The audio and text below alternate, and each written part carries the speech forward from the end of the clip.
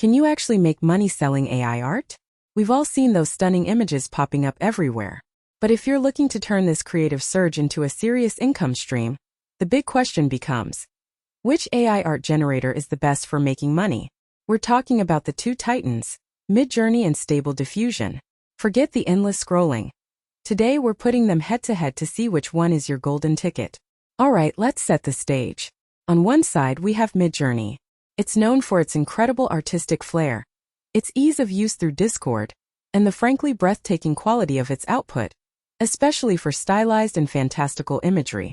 Think vibrant colors, painterly textures, and a generally polished professional look right out of the box.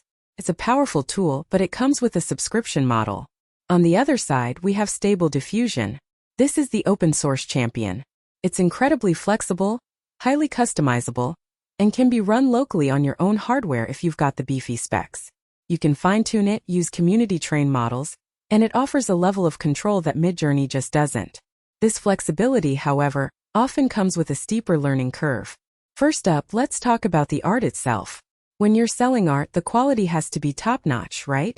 Midjourney, by default, often produces images with a very distinct, almost painterly aesthetic. It excels at creating beautiful, cohesive styles that are immediately recognizable. The detail is stunning, and the composition is usually fantastic.